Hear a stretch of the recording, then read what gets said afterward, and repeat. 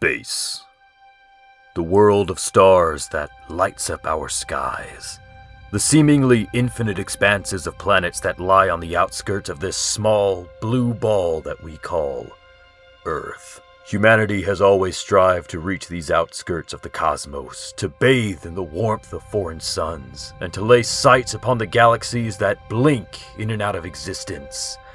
Not unlike the small flame that dances on the tip of a candle wick. Out there is our future. Out there lies the answers to questions we haven't even begun to dream about.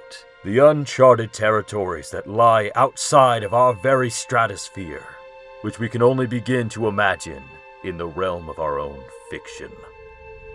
Green Lantern takes place almost exclusively on dumb, boring E-Earth. Hey, I'm DC Luke, and I like Green Lantern, in case you didn't know. Being one of the few superheroes occupied with the realm of space, something about the series just always kinda gripped me, even when I was just a wee babby boy. Alien species, the antimatter universe, the emotional spectrum, all that nerd shit, I love it. The fact that the strongest weapon in the universe is fueled entirely by one's willingness to use it and their imagination is awesome. It offers up amazing spectacle while dealing with the outermost reaches of big, big space, with all kinds of cool ideas filling what we can only predict exists out there. Living planets, space police, anti-monitors. Whatever that is, the final frontier is the main setting of the series, and it's why I love it. So, of course, when you make a movie about it, set it entirely on Earth. Why would anyone want to see space in all its glory? Look, I know what you're thinking. Ease people into it. They aren't ready for all that weird space mumbo-jumbo. And to that I say, bull? Guardians of the Galaxy kind of proves that people are willing to take in the strangeness of what lies outside the cosmos. And sure, you're putting a human being out there, but ain't that part of what makes Green Lantern such an awesome vehicle for that? That the audience reacts while the main character reacts? But nah, have him do heroics on Earth. I'd love to see Green Energy just punching boring-ass people again. Am I being unreasonable? Maybe, but come on, it's Green Lantern. I'm not coming for big-headed Earthmen and boring love crap. I came for aliens shooting colored hammers at other aliens. Why is that so hard? But perhaps I'm getting too ahead of myself. Let's give a little context here. The Green Lantern movie from 2011, which I think we can all agree is a big pile of had a few drafts floating around the internet. Well, one draft actually, a 2008 one, written by Greg Berlanti, Mark Guggenheim, and Michael Green. After reading everywhere that it's supposedly amazing and was systematically ruined by corporate bigwigs, I thought I'd give it a shot. Is it amazing? Well, maybe by 2008 standards, but the way I see it, it's just a slightly more focused version of what we got. And it's practically the same movie. Only thing I'd add is that the characters feel a lot more fleshed out, but we'll get to that. Let's just start it off. The movie starts off with a voiceover, as most of these movies tend to do, telling the audience, later revealed to be the whole world, about the Green Lantern Corps and how one of us has risen up to become one of them. It then transitions to a heartwarming opening scene, showing a 12-year-old Hal Jordan and his father, Martin, talking about flying planes and destiny.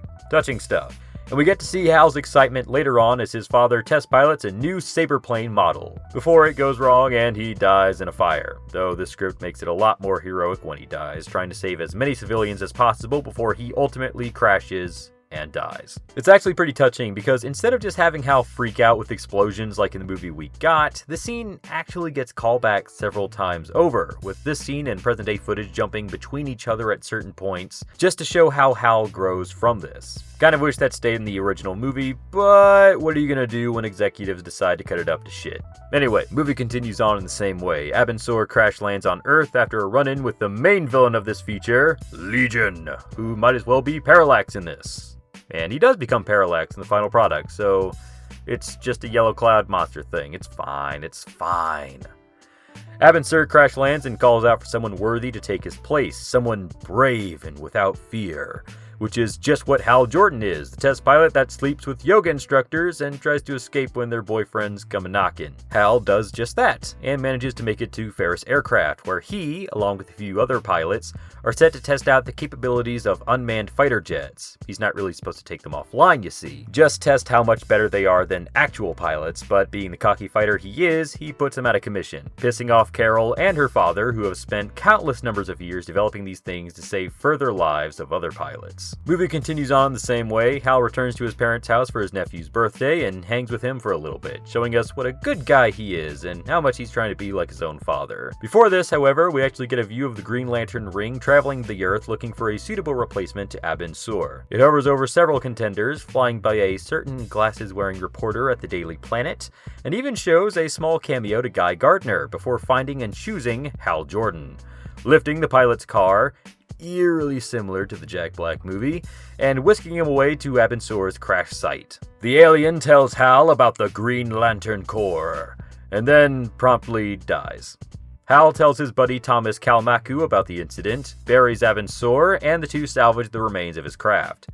Days later, government officials find the crash site and recover the body of Abin Sur, who was later brought in for an autopsy by a mysterious man known as Mr. Pipe. It's here we're introduced to our other villain, Hector Hammond, who is pretty much the exact same as he is in the movie, but he's less sympathetic and way more of a dick, making Hal a lot more likable this time around. While studying Abin Sur's body, Hector is pricked by some strange alien substance embedded in him, which gives him telepathic and telekinetic abilities. Meanwhile, on a date with Carol, Hal's ring activates and he goes on a trip through the stars, being called to Oa and introduced to the larger Green Lantern Corps. We meet Sinestro, who is a character in this movie, along with Tomar-Re and Kilowog, who are not. We also meet the Guardians of Oa, and we're informed of Legion, a being made up of the yellow light of fear that the Guardians introduced into the universe, collected in one body and banished to the Lost Sector, which should have just been the antimatter universe, but that would have been too much of a pull, I guess. Hal decides, f*** that, and leaves, much to the annoyance of the other Lanterns, but they know he'll be back. I guess. Meanwhile, back on E-Earth, Hector is growing pretty acclimated to his newfound powers, using them to lord over his boss and to try and mess with his father for his continued disappointment in his life. He almost crashes his fighter plane at a celebration, putting countless people, including Hal's nephew and Carol, in grave danger, just in time for Hal to spring into action. And no, there's no Hot Wheels action this time around, thank God. Hal then goes through a montage, stopping numerous crimes across the globe with his ring, while we also get shots of Hector up to no good, and the Green Lantern Corps going to war with the Legion. Which honestly sounds way cooler, but now we get to stay on Earth, it's fine.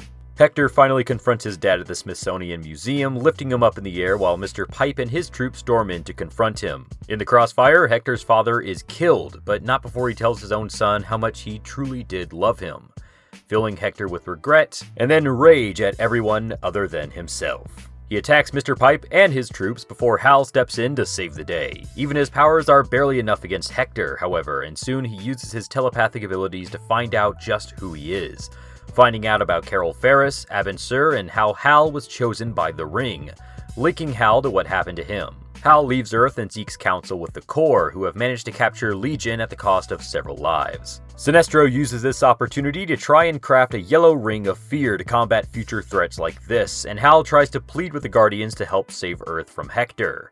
They refuse, stating they can only help once Hal finishes his training, and the test pilot quits the Corps, dropping his ring and leaving the Guardians' court. Of course, perfect timing as Legion breaks loose from its confines and begins attacking Oa, slaying Corps members left and right. Hal finally realizes his duty to the Corps and dons several dead members' rings to fight against Legion. He and Sinestro hold their own for a bit before Hal dives into the central power battery and uses its immense power to vaporize the monster, saving the Corps. For his bravery, he's named a full-fledged member of the Corps, and the surviving members head to Earth to stop Hector. On the small blue rock, Hector is causing a lot of mayhem, sending Saberjets to crash land across Coast City and holding Carol hostage inside one of them as well.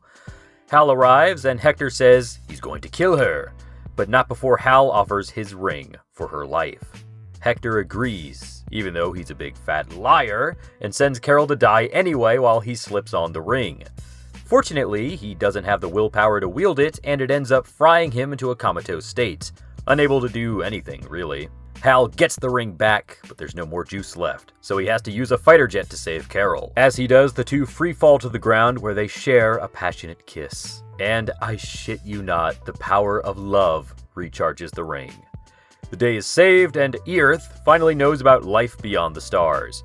Mr. Pipe reveals himself as Alan Scott, and that he knew Abin Sur as a close friend when he had a ring of his own a long time ago. Not the one we see, obviously. Hal heads off into space after leaving Carol with one final kiss, and the adventure continues in space. Where it should have been all along. Yeah, I give it crap, but if I'm honest, the script feels like there's a lot more love put into it. Hal feels a lot more rounded and fleshed out as a character, and he's not a dick like he ended up being in the final product.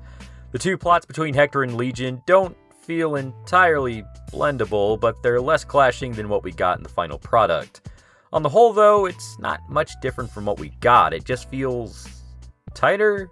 I guess it's hard to really put into words. It just feels like a better constructed product. Just, why we gotta stay on Earth? Go to space. Fight aliens. The possibilities are endless up there. Who gives a crap about telekinetic men and unmanned jets? Just go to space, man. That's just my thoughts, honestly, but what do you guys think? Do you prefer this script, or do you really think there's not that much of a difference from what we got? Let us know in the comments down below, and I'll be sure to read them. And if you like this video, go ahead and give it a thumbs up, it really helps us out. And if you want to see more like it, go ahead and subscribe to the Hybrid Network. Also, make sure to click that little bell icon, it just lets you know when exactly we upload new stuff. Go ahead and like us on Facebook and follow us on Twitter if you haven't already. And if you'd like to show your support, maybe consider donating to our Patreon page, where every dollar that you guys puts in goes towards helping us create higher quality content for you, the viewer. Thanks again, guys, and we'll catch you all next time.